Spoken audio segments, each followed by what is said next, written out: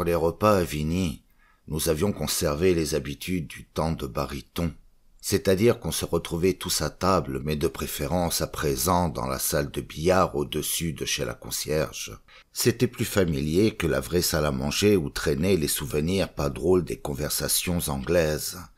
Et puis, il y avait trop de beaux meubles aussi pour nous dans la salle à manger, des 1900 véritables, avec des vitraux genre opale.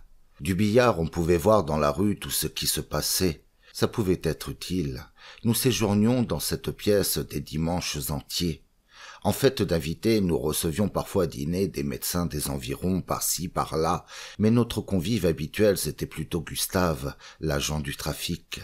Lui, on pouvait le dire, il était régulier.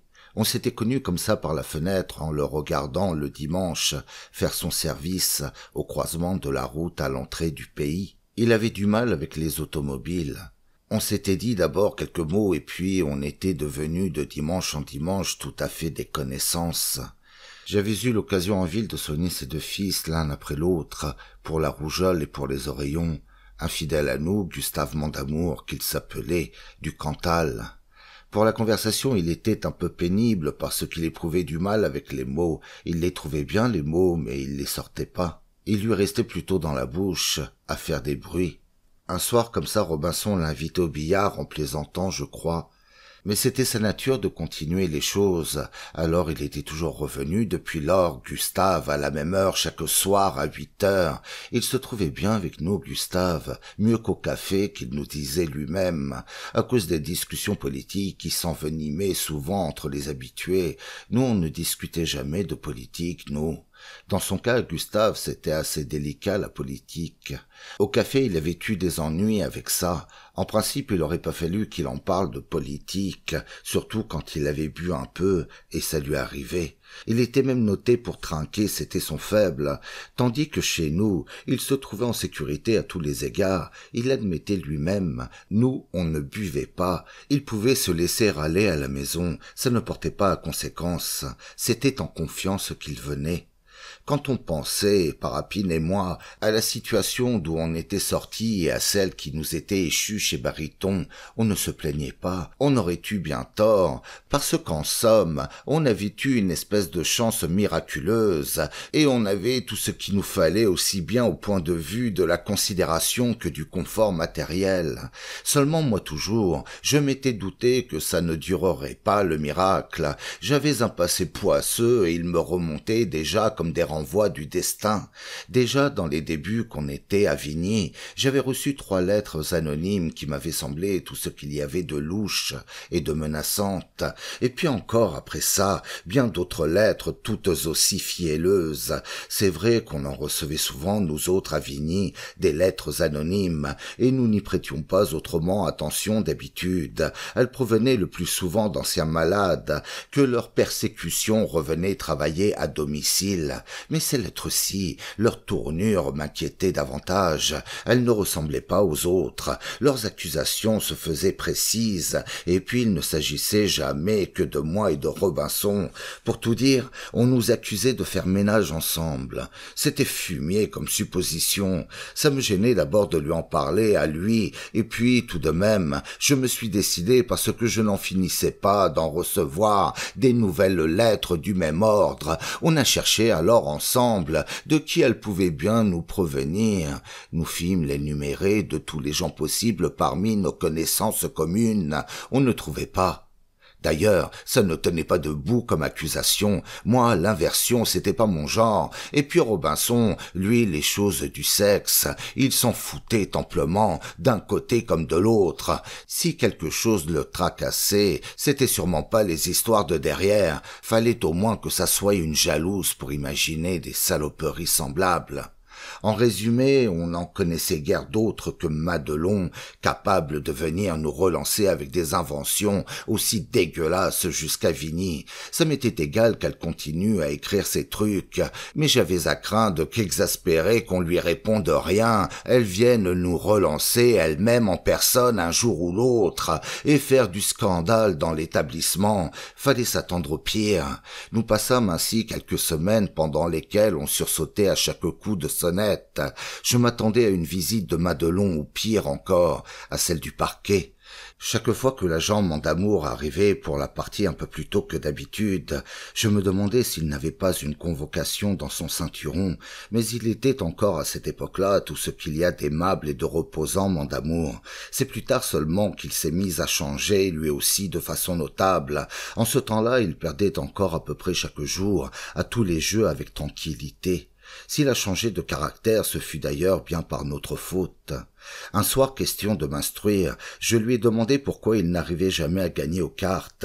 J'avais pas de raison, au fond, pour lui demander ça, mon amour, seulement par manie de savoir le pourquoi, le comment, surtout qu'on ne jouait pas pour de l'argent.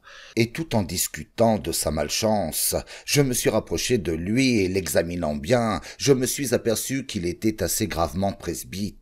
En vérité, dans l'éclairage où nous nous trouvions, il ne discernait qu'avec peine le trèfle du carreau sur les cartes. Ça ne pouvait pas durer. J'ai mis de l'ordre dans son infirmité en lui offrant des belles lunettes. D'abord, il était tout content de les essayer, les lunettes, mais ça ne dura pas. Comme il jouait mieux grâce à ses lunettes, il perdait moins qu'avant et il se mit en tête de ne plus perdre du tout. C'était pas possible, alors il trichait. Et quand ça lui arrivait de perdre malgré ses trichages, il nous boudait pendant des heures entières. Bref, il devint impossible.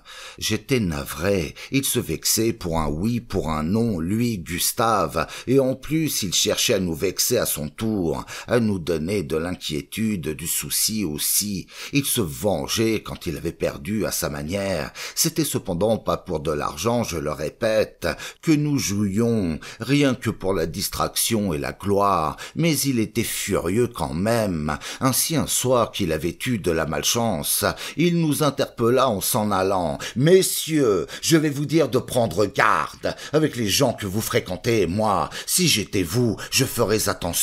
Il y a une brune, entre autres, qui passe depuis des jours devant votre maison, bien trop souvent à mon sens. Elle a des raisons, elle en aurait après l'un de vous pour s'expliquer que j'en serais pas autrement surpris. » Voilà comment qu'il a lancé la chose sur nous, pernicieuse. Mandamour, avant de s'en aller, il n'avait pas raté son petit effet. Tout de même, je me suis reprise à l'instant même. « Bon, merci Gustave, » que j'ai répondu bien calmement. Je ne vois pas qui ça peut bien être, la petite brune dont vous parlez. Aucune femme parmi nos anciennes malades n'a eu lieu à ma connaissance de se plaindre de nos soins.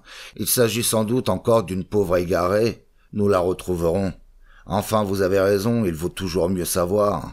Encore une fois, merci Gustave de nous avoir prévenus. Et bonsoir. Robinson, du coup, il n'en pouvait plus se lever de sa chaise. L'agent parti, nous examinâmes le renseignement qu'il venait de nous fournir, dans tous les sens. Ça pouvait bien être, malgré tout, une autre femme que Madelon. Il en venait bien d'autres, comme ça, rôder sous les fenêtres de l'asile. Mais tout de même, il existait une sérieuse présomption pour que ce soit elle, et ce doute nous suffisait pour nous combler de frousse. Si c'était elle, quelles étaient ses nouvelles intentions, et puis de quoi pouvait-elle vivre d'abord depuis tant de mois à Paris? Si elle devait finalement rappliquer en personne, il fallait aviser, prendre nos dispositions tout de suite. Écoute Robinson, que j'ai conclu, moi alors. Décide-toi, c'est le moment, et n'y reviens plus.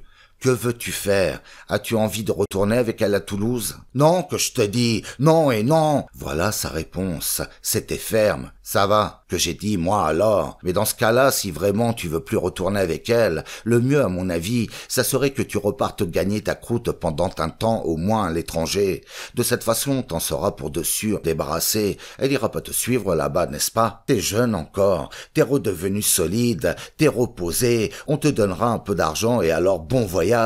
Voilà mon avis. Tu te rends compte qu'ici, au surplus, c'est pas une situation pour toi. Ça peut pas durer toujours. S'il m'avait bien écouté, s'il était parti à ce moment-là, ça m'aurait arrangé, ça m'aurait fait plaisir. Mais il a pas marché. Tu te fous de moi, Ferdinand, dit, qu'il a répondu. C'est pas gentil à mon âge. Regarde-moi bien, voyons.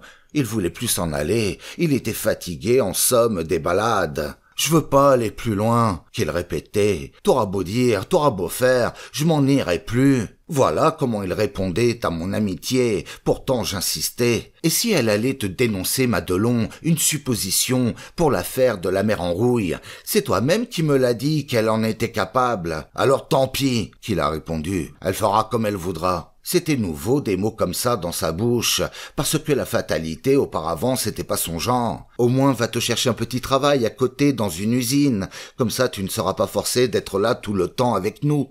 Si on arrive pour te chercher, on aura le temps de te prévenir. Parapine était tout à fait de mon avis à ce sujet, et même pour la circonstance, il nous a reparlé un peu. Fallait donc que ça lui paraisse tout à fait grave et urgent ce qui se passait entre nous. Il nous fallut alors nous ingénier à le caser, à le dissimuler, Robinson. Parmi nos relations, nous comptions un industriel des environs, un carrossier qui nous devait quelque reconnaissance pour des petits services tout à fait délicats rendus à des moments critiques. Il voulut bien prendre Robinson à laisser pour les peintures à la main. C'était un boulot pas dur et gentiment payé. « Léon, qu'on lui a dit, le matin où il débutait, fais pas l'œuf dans ta nouvelle place. Te fais pas repérer pour tes idées à la manque. Arrive à l'heure, pars pas avant les autres. Dis bonjour à tout le monde. Tiens-toi bien, enfin.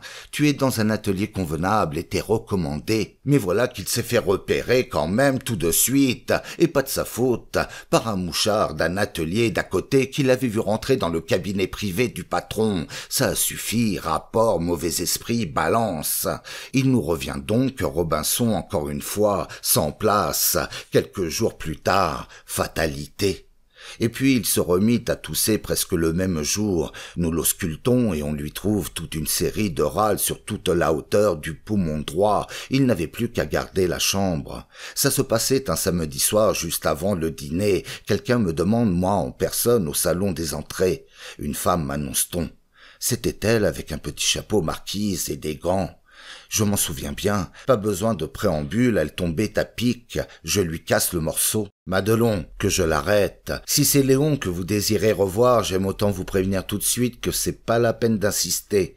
Vous pouvez vous en retourner. Il est malade des poumons et de la tête, assez gravement d'ailleurs, vous ne pouvez pas le voir. D'ailleurs, il n'a rien à vous dire. Pas même à moi, qu'elle insiste. Non, pas même vous, surtout pas à vous, que j'ajoute. Je croyais qu'elle allait ressauter. Non, elle inclinait seulement avec la tête, là, devant moi, de droite à gauche, les lèvres serrées, avec les yeux, elle cherchait à me retrouver, où elle m'avait laissé dans son souvenir. J'y étais plus. Je m'étais déplacé, moi aussi, dans le souvenir. Dans le cas où nous étions, un homme, un costaud, m'aurait fait peur, mais d'elle, j'avais rien à craindre. Elle était moins forte que moi, comme on dit. Depuis toujours, l'envie me tenait de claquer une tête ainsi possédée par la colère, pour voir comment qu'elle tourne les têtes en colère dans ces cas-là. Ça ou un beau chèque, c'est ce qu'il faut pour voir d'un seul coup virer d'un bond toutes les passions qui sont à louvoyer dans une tête. C'est beau comme une belle manœuvre à la voile sur une mer agitée. Toute la personne s'incline dans un vent nouveau. Je voulais voir ça. Depuis 20 ans au moins, il me poursuivait ce désir. Dans la rue, au café, partout les gens plus ou moins agressifs, vétilleux et hâbleurs se disputent, mais je n'aurais jamais osé par peur des coups, et surtout de la honte qui s'ensuit des coups, mais l'occasion là, pour une fois, était magnifique. « Vas-tu t'en aller ?» que je fis, rien que pour l'exciter encore un peu plus, la mettre à point. Elle me reconnaissait plus à lui parler comme ça. Elle s'est mise à sourire horripilante au possible, comme si elle m'avait trouvé ridicule et bien négligeable. Flac, flac! Je lui ai collé 2 gifles à étourdir un âne.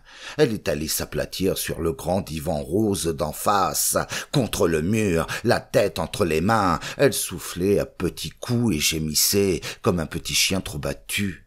Et puis, elle a comme réfléchi et brusquement, elle s'est relevée, toute légère, souple, et elle a dépassé la porte sans même retourner la tête. J'avais rien vu. Tout était à recommencer.